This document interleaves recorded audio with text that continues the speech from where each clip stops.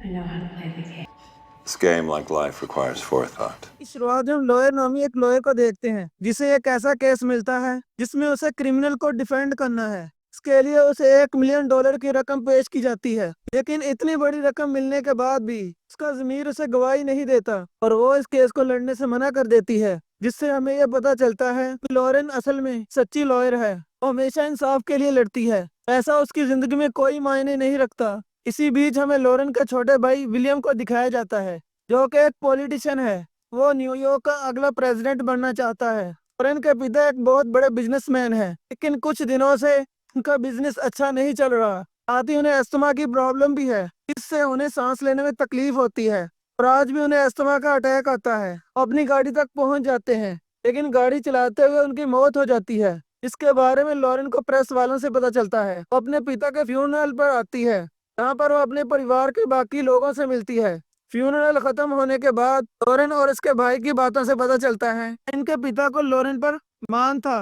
ये सब मिलकर अब वादा करते हैं अपनी मॉम से मिलने आते रहेंगे। लॉरेन अपने पिता के ऑफिस में जाती है, जहां उसके पिता उसे चेस खेलना सिखाते थे और बताते थे कि कैसे ये गेम जिंदगी से जुड़ा हुआ है।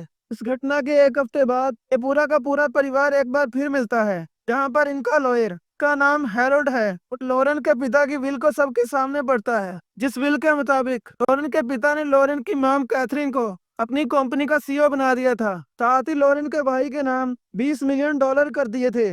वही लॉरेन के लिए सिर्फ $1 मिलियन ही छोड़े थे। इसके अलावा उन्होंने $50 मिलियन मेडिकल और पुलिस वालों को डोनेट कर दी थी। जब सब चले जाते हैं, लॉयर लॉरेन को एक लिफाफा देता है और जब वो उस लिफाफे को खोलती है, तब उसमें एक पेन ड्राइव और 2 चाबियां होती हैं। वो उस पेन ड्राइव को अपने लैपटॉप में लगाकर देखती है। उसमें उसके पिता का एक रिकॉर्डेड वीडियो होता है, जिसमें वो किसी बंकर के बारे में जिक्र करते हैं। इस राज को उन्होंने कभी किसी को नहीं बताया और अब लॉरेन उनकी बताई हुई लोकेशन पर पहुंच जाती है। उसके हाथ में वो दोनों चाबियां भी थी। जब वो वहां जाकर देखती है तो सच में एक बंकर होता है। इसके ताले को वो चाबी से खोलती है और अब वो सीढ़ियों के जरिए नीचे जाती है। देखती है कि वहां पर एक आदमी पड़ा हुआ है।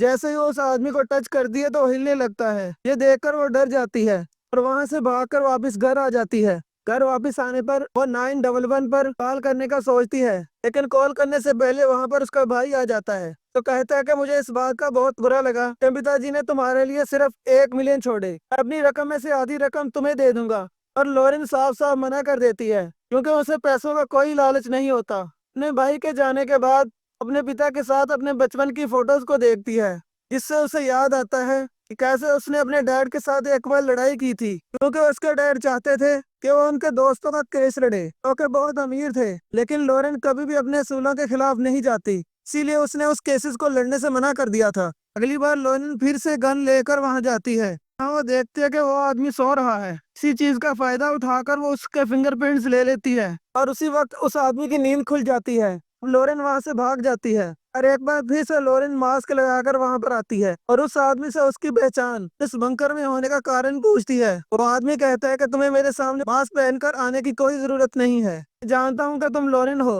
और तुम्हारी डेट ऑफ बर्थ भी जानता हूँ। मैं अपने परिवार के खिलाफ जाकर शादी की थी। लॉरेन ये सब बातें जानने के बाद अपना मास्क उतार देती है और एक बार फिर से उसे वही सवाल पूछती है, लेकिन इस बार ही वो आदमी इसकी बातों का सीधा सीधा जवाब नहीं देता और उससे डिमांड करता है कि मुझे खाने पीने के लिए कुछ चाहिए।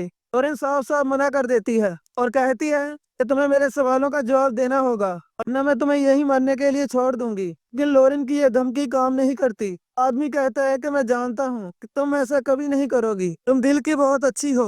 ना चाहते हुए भी लॉरेन को उसकी बात माननी पड़ती है। वो उसकी फरमाइश पूरी करके वापस अपने घर आ जाती है, जहाँ पर वो उस आदमी के फिंगरप्रिंट्स सैंपल्स को अपने दोस्त के पास भेजती है, जो कि एक डिटेक्टिव है, ताकि वो उसकी पहचान ढूंढ सके। साथ ही लॉरेन जल्द से जल्द उस आदमी के बारे में सब कुछ जानना चाहती थी, इसीलिए एक बार फिर से उस आदमी के पास जाती है। उस आदमी ने आज कई सालों के बाद इतना अच्छा खाना खाया है, इसीलिए उसकी आंखों में आंसू आ जाते हैं, क्योंकि लॉरेन ने उसकी डिमांड्स को पूरा कर दिया था। इसीलिए वो लॉरेन से कहता है कि मेरा नाम मॉर्गन है आज से 20 साल पहले मेरी मुलाकात तुम्हारे बाप से हुई थी। तुम्हारे बाप की और मेरी आदतें बिल्कुल एक जैसी थीं। हम दोनों को ही जुआ खेलने का शौक था और लड़कियों का शौक था, इसीलिए हमारी दोस्ती हो गई। जल्दी ही हम पार्टनर्स भी बन गए। एक रात हम पार्टी से वापस घर आ रहे थे, तभी तुम्हारे पिता ने गलती से एक आदमी का एक्सीडेंट कर दिया, जिसमें उस आदमी की मौत हो गई। मैं चाहता था कि हम पुलिस को सब कुछ बता दें, और तुम्हारे बाप ने ऐसा नहीं किया। नहीं चाहते थे कि पुलिस को कुछ भी पता चले, क्योंकि इस एक्सीडेंट को किसी ने नहीं देखा था। इसीलिए उन्होंने तय किया वो लाश को दफना देंगे। जब वो लाश को दफना रहे थे, मैंने पुलिस को कॉल कर दिया, और इससे पहले कि मैं पुलिस को कुछ बताता, तुम्हारे पिता ने मुझे मारकर बेहोश कर दिया। जब मुझे होश आया तो मैं इस कैद में था। बताता है कि तुम्हारे पिता का सोफिया नाम के एक लड़की के साथ चक्कर भी चल रहा था, क्योंकि उन्हें सोफिया के अंदर वो सब कुछ दिखता था, तो उन्हें चाहिए था। तुम्हारी मॉम के अंदर नहीं था, लेकिन उसकी बात नहीं मानती। कहती है कि मेरे पिता ऐसे नहीं थे। मॉर्गन उसको सोफिया का एड्रेस देता है, तो खुद जाकर पता लगा ले। साथ ही वो ये भी कहता है तुम्हारे पिता के वकील को तुम्हारे पिता के बारे में सब कुछ बताए, और इनको इस बात पर गुस्सा आता है। वो वहां से निकल जाती है। इसके बाद वो अपने दोस्त को कॉल करके उसके नाम के आदमी के बारे में सब कुछ पता करने को कहती है, और खुद वो मॉर्गन के दिए हुए एड्रेस पर, यानी कि सोफिया के एड्रेस पर चली जाती है। यहाँ पर उसकी मुलाकात सोफिया से होती है। सोफिया उसे बताती है मेरी मुलाकात तुम्हारे बाप से पोकर के एक गेम में हुई थी। इसके बाद हमारी दोस्ती हो गई। वहाँ पर एक लड़के की फोटो भी होती है। सोफिया बताती है तो ये तुम्हारा सौतेला भाई है, यानी कि सोफिया और लोरेन के पिता का बच्चा है। ये सच जानने के बाद लोरेन को बहुत दुख होता है। वो इस बात को बर्दाश्त नहीं कर पाती, वहाँ से रोते हुए निकल जाती है। उसके बाद वो अपनी मॉम से मिलने जाती है, तो मॉर्गन नाम के आदमी के बारे में पूछती है, लेकिन वो कहती है कि मैं इस नाम के आदमी को नहीं जानती। दरअसल वो अब अपने पिता के बारे में सब कुछ जानना चाहती है, इसीलिए वो एक बार फिर से मॉर्गन के पास जाती है। वो मॉर्गन से कहती है कि मैं उस जगह के बारे में जानना चाहती हूँ जहाँ पर मेरे पिता ने उस आदमी की बॉडी को दफनाया था।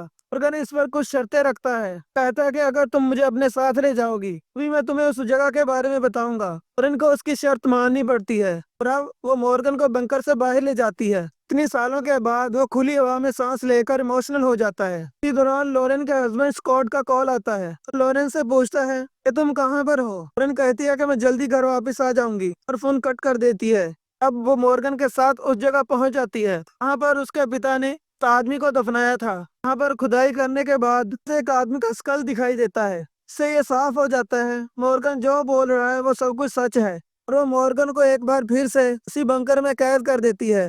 मॉर्गन की आंखों में आंसू आ जाते हैं, क्योंकि मॉर्गन अब इस बंकर में नहीं रहना चाहता और आजादी चाहता है। उसकी आंखों में आंसू आ जाते हैं। वो कहता है कि मुझे तुम्हारे पिता ने यहाँ पर कर दिया था, कि वजह से मैं अपनी मॉम को आखिरी वक्त में भी नहीं देख पाया। मुझे यहाँ से आजाद कर दो। मैं वादा करता हूँ कि मैं तुम्हारी फैमिली के इस राज को भी किसी को नहीं बताऊंगा। लोरेन ऐसा नहीं करती, उससे माफी मांगकर वहां से निकल जाती है, अपने भाई के पास जाती है। यहाँ वो एक केस के बहाने उसे सब कुछ बता देती है और पूछती है अगर किसी को आपके सीक्रेट्स पता हो उसे कैसे रोका जा सकता है। जवाब में उसका भाई कहता है अगर तुम्हारे सीक्रेट्स किसी को पता है तो उसके बाहर आने से तुम्हारे सीक्रेट्स सबको पता चल जाएंगे, तुम्हारी जिंदगी तबाह हो जाएगी। वैसे आदमी को जान से मार देना चाहिए, पर लोरेन एक अच्छी इंसान है, वो ऐसा नहीं कर सकती। इसीलिए बैग लेकर वो मॉर्गन से मिलने जाती है।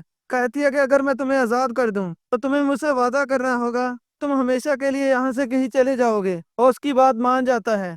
कहता है कि जितनी तुम्हारी उम्र है उससे कई ज्यादा साल मैंने इस बंकर में गुजारे हैं, इसीलिए यहाँ से आजाद होने के बाद गलती से भी इस जगह की तरफ पलट कर भी नहीं देखूंगा। उसकी बात सुनने के बाद लोरेन कहती है आज शाम को मैं तुम्हें आजाद कर दूंगी। अब वो अपने पिता के वकील के पास जाती है, तो कहती है कि मुझे एक प्राइवेट प्लेन, बहुत सारे पैसे और एक पासपोर्ट चाहिए। वकील पूछता है कि तुम ये सब कुछ इसके लिए कर रही हो, तो वो उसे कुछ नहीं बताती। शाम को एक बार फिर से वो मॉर्गन के पास जाती है और कहती है तुम अपना हुलिया ठीक कर लो। बातों ही बातों में उससे पूछती है क्या मेरे पिता ने मेरे बारे में तुम्हें कुछ बताया था। मॉर्गन बताता है तुम्हारे पिता को तुम पर गर्व था, लेकिन साथ ही वो तुमसे नाराज भी थे क्योंकि तुम उनके दोस्तों के केसेस को लड़ने से मना कर देती थी। इसके बाद वो मॉर्गन को यहाँ से निकाल कर सीधा अपने लॉयर के पास ले जाती है। वहाँ पर उसका लॉयर उसे पासपोर्ट देता है और साथ ही उसे बताया जाता है कि उसके अकाउंट में इतने पैसे हैं जिससे वो अपनी पूरी जिंदगी बिता सकता है। और वहाँ से वापस आ जाती है। एक बार फिर से बंकर में जाती है।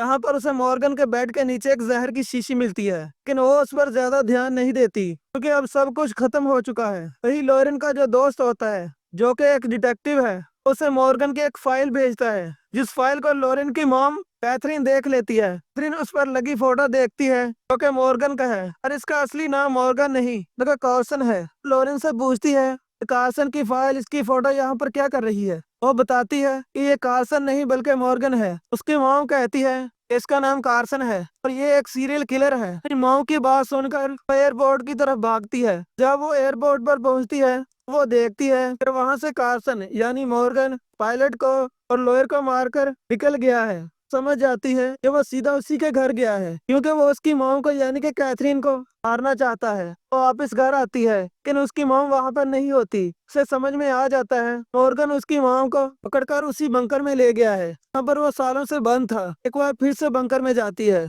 पर उसकी मॉम उसे मिल जाती है, लेकिन इससे पहले कि वो अपनी मॉम तक पहुंचती मॉर्गन उस पर हमला करके उसे बेहोश कर देता है। अब उसे होश आता है तो मॉर्गन उसे बताता है कि मैंने तुम्हारे पिता को जहर देकर मार दिया। और इनको समझ में आ जाता है उसके बेड के नीचे जो जहर की शीशी थी वो वही जहर था जिससे उसने उसके पिता को मारा था। मॉर्गन बताता है कि आज से 20 साल पहले ने तुम्हारी मॉम कैथरीन को नशे की दवा दी। इसके बाद मैंने उसके साथ गलत काम किया। जब ये बात तुम्हारे पिता को पता चली अब उसने गाड़ी से मेरा पीछा किया और इसी दौरान उसने गाड़ी से एक आदमी को हिट कर दिया। हालांकि वो पुलिस को कॉल करना चाहता था लेकिन मैंने उस आदमी को दफना दिया। हमारे पिता को गुस्सा आया तो वो मुझे इस बंकर में ले आए। तो पिछले कई सालों से वो मुझे यहाँ टॉर्चर कर रहे थे। भी कैथरीन को यानी लॉरेन की मॉम को होश आ जाता है तो मॉर्गन को यानी कार्सन को उल्टा सीधा बोलने लग जाती है। मॉर्गन उसको एक थप्पड़ मारता है और नीचे गिरा देता है। फिर मॉम को बचाने के लिए लॉरेन कार्सन के ऊपर हमला कर देती है और इसी लड़ाई के दौरान मॉर्गन जिसका असली नाम कार्सन है लॉरेन को बताता है तुम असल में मेरी बेटी हो। मैंने तुम्हारी मॉम के साथ गलत काम किया था, इसी के बाद ही तुम पैदा हुई और अब बहुत देर हो चुकी है। क्योंकि लॉरेन की मॉम कैथरीन के हाथ में एक गन लग जाती है इससे वो उसे गोली मारकर खत्म कर देती है। इसके बाद लॉरेन अपनी मॉम के साथ मिलकर इस बंकर को आग लगा देती है। ये दोनों बाहर निकलकर खड़े हो जाते हैं। इसी के साथ ये कहानी यहीं पर खत्म हो जाती है। उम्मीद करते हैं कि ये कहानी आपको पसंद आई होगी। Thanks for watching my video. ऐसी मजीद आने वाली और वीडियोस को देखने के लिए हमारे चैनल के साथ बने रहें। कमेंट बॉक्स में अपनी राय का इजहार जरूर किया करें। तो मिलते हैं फिर से एक नई वीडियो के साथ, तब तक के लिए गुड बाय।